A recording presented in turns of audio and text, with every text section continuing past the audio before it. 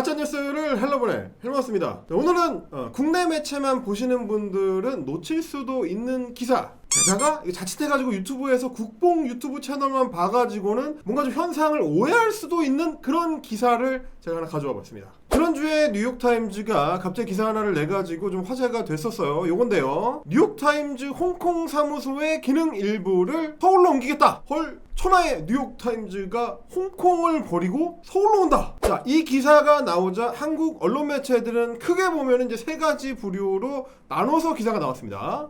엔트리 넘버 1, 역시나 조선일보 계열로다가 기사가 나온 것들 한번 보시죠. 자, 뉴욕타임즈가 홍콩 보안법 때문에 디지털 기능을 서울로 이관한다. 요 기사의 헤드라인, 요 기사의 타이틀에서 주목하실 거는 이제 디지털 기능입니다. 겁나 강조하는 포인트, 디지털 기능이다. 그러니까 조선일보가 주고 싶은 메시지는 이겁니다. 이거 대단한 거 아닙니다. 이거 디지털 조선일보 같은 겁니다. 이거 중앙일보의 디지털 팀 같은 거다. 그러니까 뉴욕타임즈 홍콩 지사의 메인이 아니라 짜투리를 이렇게 짜게 해가지고 조금만 요것만 옮기기 때문에 이건 사실상 뉴욕타임즈가 아니다, 이런 의도를 다분히 품고 있는, 사실상 의미를 축소하고 있는 보도 방식이죠. 이렇게 조선에서 먼저 그 뚜껑을 따니까 그 뒤를 이어받는 논조들이 줄줄이 나옵니다.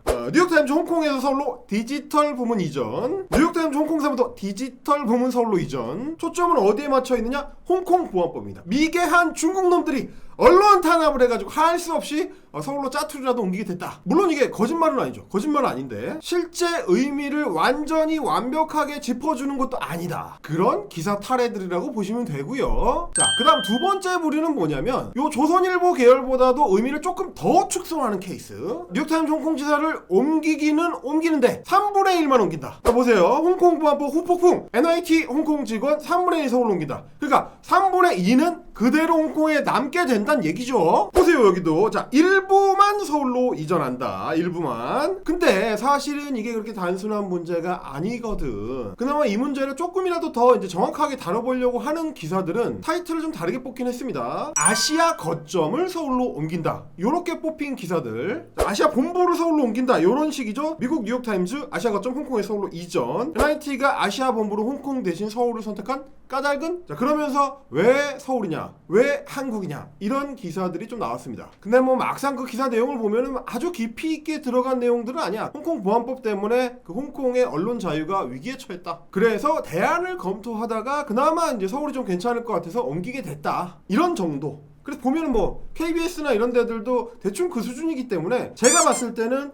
기사를 너무 쉽게 쓰신 거 아닌가, 쓰다 만 거 아니냐, 이런 생각이 좀 들긴 했습니다. 이러면 뭐냐면 그 뉴스를 보는 사람들의 궁금증이 완벽하게 해소되지는 않아요. 동남아 허브인 싱가포르도 있고 그 잘난 그 도쿄도 있고 대만 타이페이 이런 데도 있는데 왜 굳이 서울로 옮길까? 그 진짜 의미가 뭐냐라고 궁금해 하실 분들 많으실 겁니다. 그래서 오늘 제가 다년간 시사 보도 프로그램에서 일해왔던 경력을 동원해가지고 그 경험을 살려서 이게 의미가 뭔지 제대로 한번 해설을 해드리도록 하겠습니다. 오늘 헬마우스 한번 보시면 이 이슈는 끝!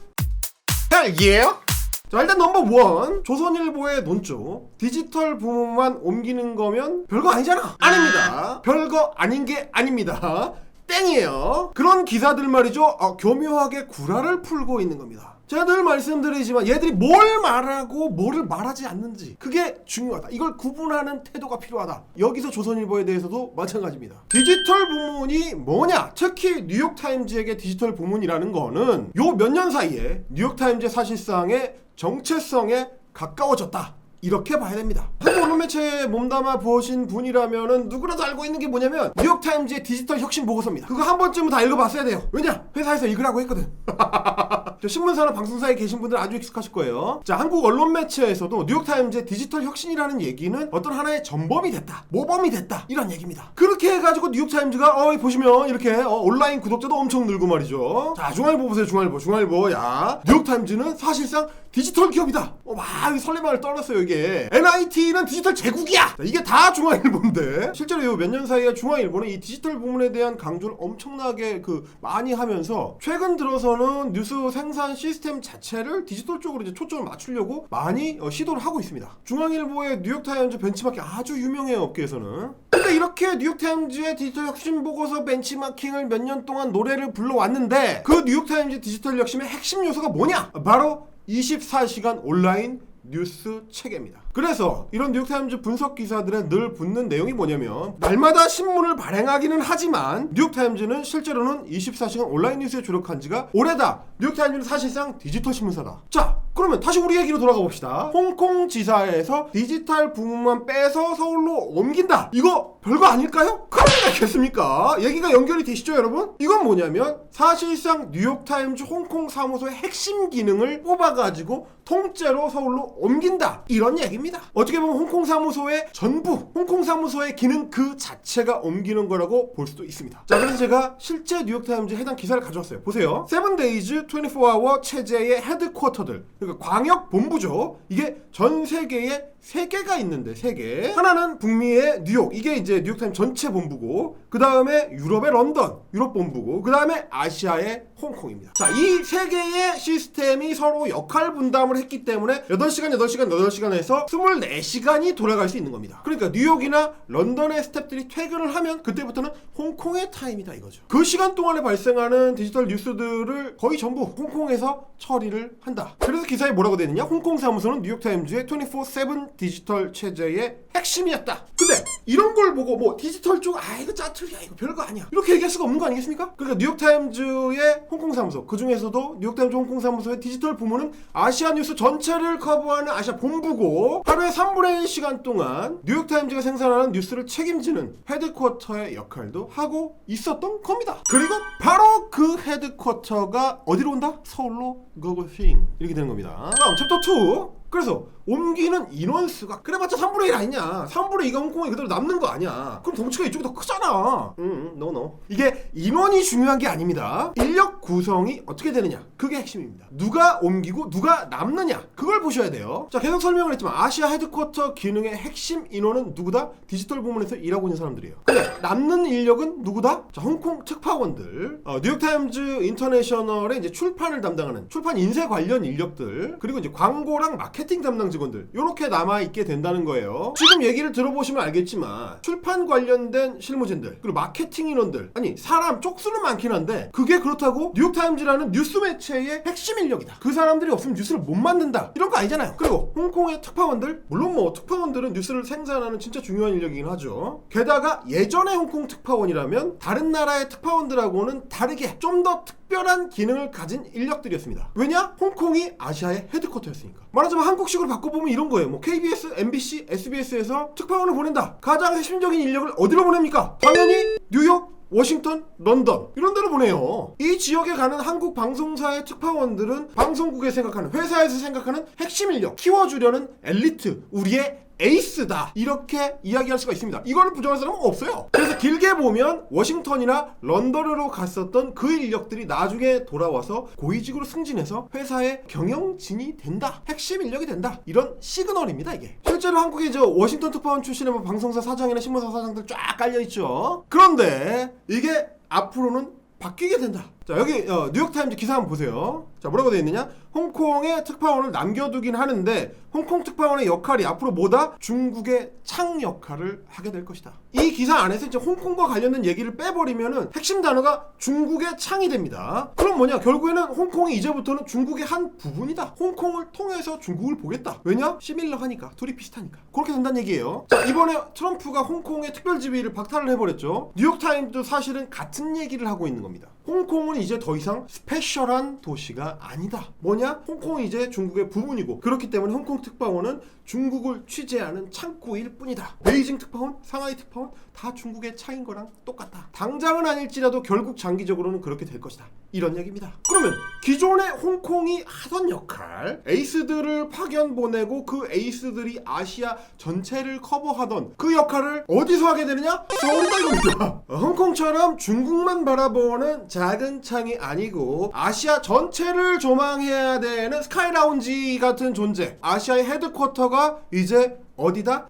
서울이란 얘기입니다. 이를테면 이렇게 되는 거예요. 뉴욕타임즈 경영진 입장에서 앞으로 좀 키워줘야 되는 인력이 있다. 더 넓은 세계를 보면서 좀 포괄적인 업무를 하고, 그렇게 하려면 어디 좀 큰 지사에 보내가지고 큰 일을 좀 해보는 경험을 쌓게 해줘야 된다. 이런 에이스 인력들, 그 지사 맡기는 데를 어디로 해야 되느냐? 뭐 런던 빼면 어디가 남습니까? 이제 서울입니다. 그러면 앞으로 한 15년, 20년 정도가 지났다고 한번 가정을 해보세요. 뉴욕타임즈에 오래 일한 사람이 상위직으로 올라가기 위해서, 경영진이 올라가기 위해서 자기 커리어 패스를 쫙 적어 내려갈 때 그 커리어 중에 뭐가 들어가 있어야 되느냐? 굵직한 경력 중에 이제는 뭐 예를 들면 2021년부터 2025년까지 내가 서울 사무소에서 일했다. 요게 딱 이력서에 들어가야 된다. 그래야 승진이 되는 출세 코스다 이겁니다. 한국 기사들이 얘기하는 것처럼 이게 별거 아닐까요? 그럴 리가 없죠. 졸라 별거입니다 이거. 이 얘기는 세 번째 이야기랑 연결이 됩니다. 자, 세 번째, 뉴욕타임즈 서울 사무소의 진짜 핵심적인 의미가 무엇이냐? 한번 생각해보세요. 인간은 사실 다 거기서 거기입니다. 그래서 뭐냐? 자기가 위치한 곳을 중심으로, 자기가 처한 상황을 중심으로 누구나 생각을 하도록 되어 있습니다. 자,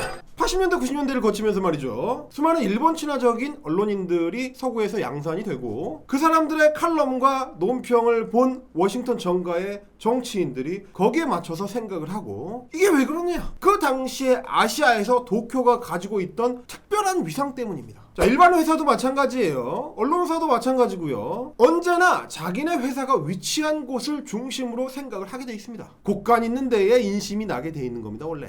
이렇게 경영 허브, 헤드쿼터에는 신경을 안 쓸 수가 없어요. 자, 뉴욕타임즈가 먹여 살려야 될 식솔들이 서울에 점점 늘어난다. 그러면 뉴욕타임즈 경영진들은 점점 뭐에도 신경을 더 써야 되느냐? 한국이 돌아가는 상황 그 자체에도 점점 신경을 많이 써야 돼요. 당장 뭐 비자 문제라든지 출입국 관리 문제라든지 취재 협조 문제라든지 한국 현지의 뭐 경제 사정이라든지 안보 상황이라든지 문화 상황이라든지 이런 거 이제 앞으로 다 신경 쓰이게 됩니다. 그러다 보면 자연스럽게 그 사람들의 뉴스 커버리지 안에 한국의 상황, 한국의 이슈, 뭐 예를 들면 한국에서 차별금지법 같은 게 최근에 이슈다. 그러면 그게 뉴스에 잡히게 됩니다. 쉽게 말해서 앞으로는 서울이라는 도시가 혹은 한국이라는 나라가 국제적으로 점점 더 체급이 올라가게 될 수밖에 없다. 이렇게 봐야 되는 거죠. 게다가 이게 끝이 아닙니다. 뉴욕타임즈가 갖고 있는 특별한 상징성이 있어요. 뉴욕타임즈가 뭐냐? 정론 매체의 어떤 넘버원, 정론 매체의 상징. 뉴욕타임즈가 가면 그 뒤에 워싱턴 포스트, 월스트리트 저널, 블룸버그 이런 매체들이 따라갈 수밖에 없다. 지금 당장은 아니더라도 점점 시동을 걸고 옮길 준비를 할 수밖에 없을 것이다. 그렇게 되면 우리 미래에는 앞으로 이제 많은 게 바뀝니다.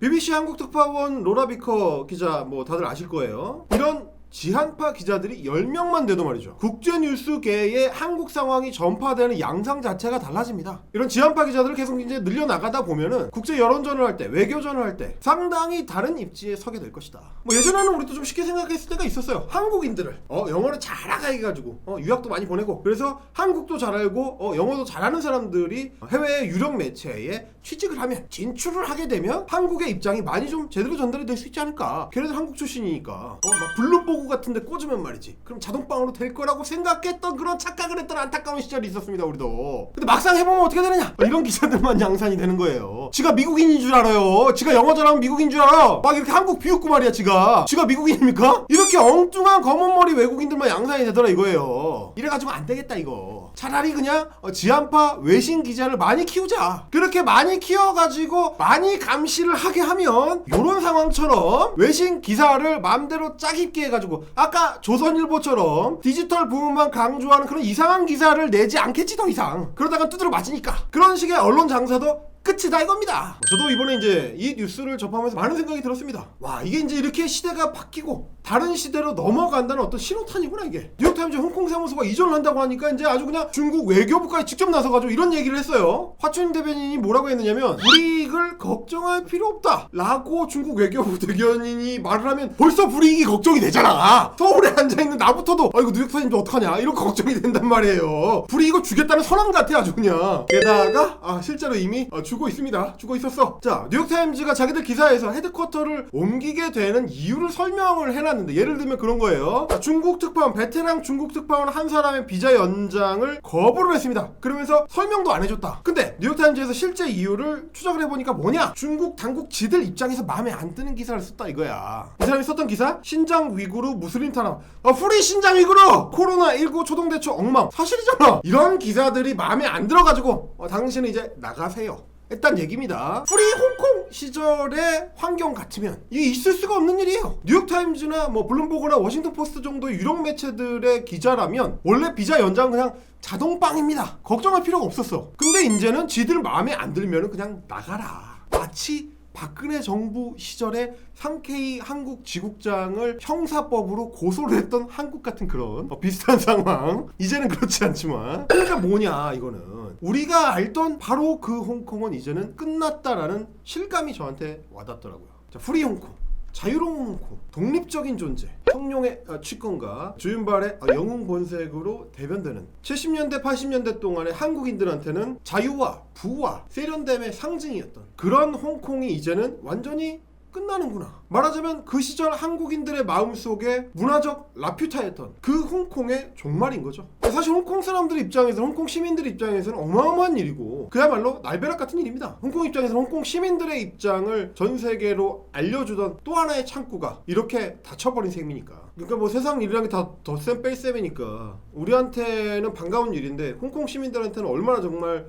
청천벽력 같은 일이고 앞으로 어떤 일을 겪게 될지를 예고하는 것 같은 이런 좀 안타까운 상황인 거죠. 자, 그리고 또 다른 측면, 아시아의 중력이 이제 어디로 움직이고 있는지를 봐야 된다. 일본 입장에서 보면 이런 겁니다. 일본 입장에서 보면, 아니 왜 하필 한국이냐, 왜 하필 오랫동안 그 분단 상황이었고 지정학적인 리스크가 크고 잘해봐야 우리 일본의 짝퉁 정도였던 왜 한국으로 가느냐. 이것 때문에 하여간 외신 기자들, 도쿄에 있는 외신 기자들부터 해가지고 그냥 술렁술렁했다는 풍문이 있습니다. 자, 뉴욕타임즈에서는 기사에서 뭐라고 설명을 했느냐면, 도쿄랑 싱가포르랑 방콕이랑 다 검토를 해봤는데 결론 서울이었다. 한국은 외국 기업에 우호적이고 언론의 자유가 보장되는 나라고 굵직한 아시아 뉴스의 중심에 있다. 센터 오브 아시아다 이거죠. 물론 뭐 이제 뉴스가 많이 생산된다, 중요한 뉴스가 많이 나온다, 이런 의미긴 한데 여러 가지 뭐 복합적 의미가 섞여 있을 거예요. 애초에 우리가 북한이랑 이제 여전히 대치를 하고 있는 상황이고, 뭐 중국이랑도 솔직히 언제 뭐가 터질지 모르고, 일본이랑은 뭐 맨날 사이 안 좋고, 그런 의미로 치면 뉴스가 많죠. 스위스에 비하면 얼마나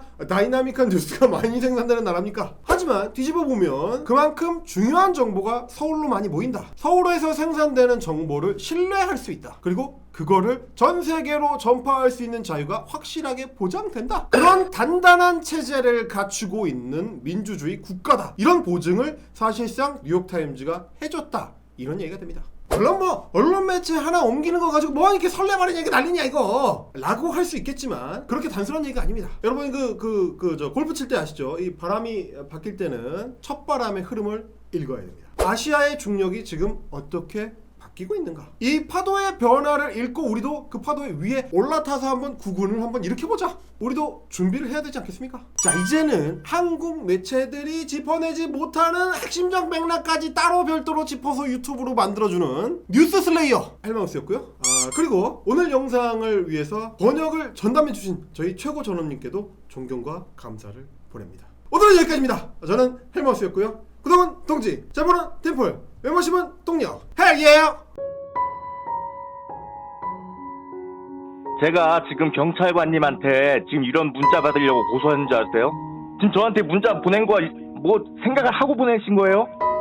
아니 저한테 무슨 지금 이건 뭐 2차 가해도 아니고 전 지금 피해자 입장에서 지금 한 거지, 내가 지금 그쪽한테 지금 이렇게 조롱당하려고 내가 고소를 한 줄 아시냐고. 예? 반말하지 마세요. 끊습니다. 아